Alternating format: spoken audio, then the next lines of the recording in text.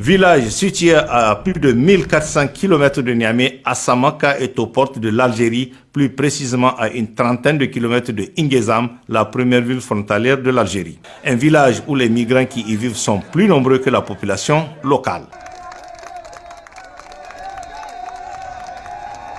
Un village qui accueille des milliers et des milliers de migrants qui sont refoulés d'Algérie. Des migrants subsahariens pour la plupart, dont on peut citer des Nigérians, des Ivoiriens, des Sénégalais et des Béninois. Bref, tous les ressortissants presque de l'Afrique de l'Ouest et même de l'Afrique centrale qui quittent souvent leur pays pour transiter par le Niger et destination l'Algérie où ils s'installent avant de trouver d'autres pays d'accueil. À Asamaka, où ils résident quelque temps avant de franchir la frontière algérienne au prix de 1001 sacrifices, ces migrants africains, selon des témoignages poignants et recueillis sur place, vivent un calvaire inimaginable en Algérie. Des témoignages assez troublants où l'on pense que ces migrants qui sont sous la protection du gouvernement algérien et même de certaines organisations en charge de l'accueil des migrants verront le bout du tunnel une fois en terre algérienne. Leur calvaire ne fait que commencer, comme en témoignent les propos de ces migrants que nous avons rencontrés à Asamaka et qui viennent juste d'arriver de l'Algérie il y a quelques heures.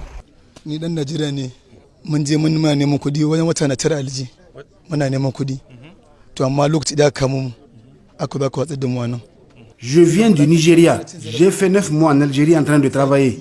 C'est sur nos lieux de travail respectifs que les forces de défense et de sécurité algériennes nous ont arrêtés.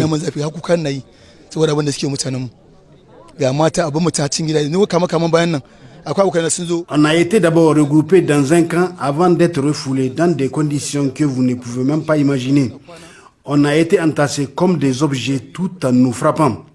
Beaucoup d'entre nous ont été blessés et d'autres ont contracté des maladies sans avoir droit aux soins.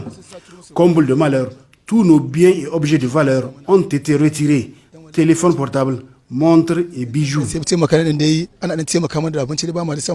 Je suis nationalité guinéenne. Nous les migrants, même ici, comment ils traitent les gens. Les tamaracètes algériens, ils ne sont pas honnêtes. Parce que d'un Sindé, premier, dès aussi on arrive là-bas, on retire l'argent, on retire les téléphones, on retire tout, on laisse les personnes encore. Je suis sénégalais, il y a 28 ans. C'est qui nous frappent, c'est qui prennent nos portables et tout. Voilà. Ce sont des Algériens? Si, il y a deux parties. Un parti algérien, l'autre là où c'est les Blacks, c'est les l'Afrique de l'Ouest. Ils sont là-bas. Ils sont là-bas avec les couteaux et tout, voilà. Parce que c'est les Kepsos qui nous vendent. J'ai pu le Bénin. Donc j'ai passé à peine 4 mois en Algérie. Je suis arrivé là-bas le 6 novembre. Ils ont arraché nos téléphones avec les sous qui étaient là.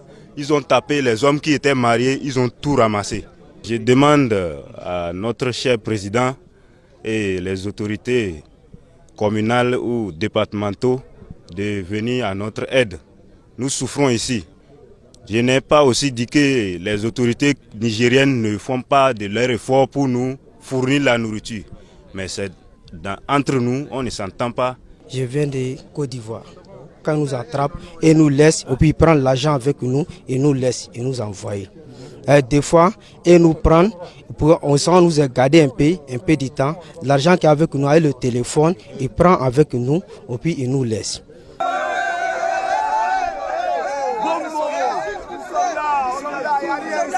Au regard de ce drame qui se joue dans une partie du continent africain, le Niger se voit obligé de faire face à cette situation à son corps défendant en apportant une assistance précieuse aux migrants refoulés d'Algérie à travers les services de l'État basés à Asamaka. L'autre question est comment comprendre qu'en dépit de cette assistance fournie par notre pays pour venir en aide aux migrants refoulés d'Algérie, que certains pays membres de la CEDEAO, dont les ressortissants parfois plus nombreux, vivent l'enfer sur terre, s'évertuent à adopter un comportement inamical et indécent vis-à-vis du Niger.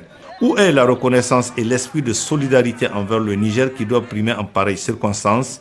Ces migrants qui ont quitté leur pays, souvent pour des raisons politiques et économiques et qui tombent dans une situation inhumaine, ne méritent-ils pas l'attention des dirigeants de leur pays qui, au lieu de prêter une oreille attentive à ce drame que vivent leurs concitoyens, préfèrent s'investir dans la déstabilisation de notre pays?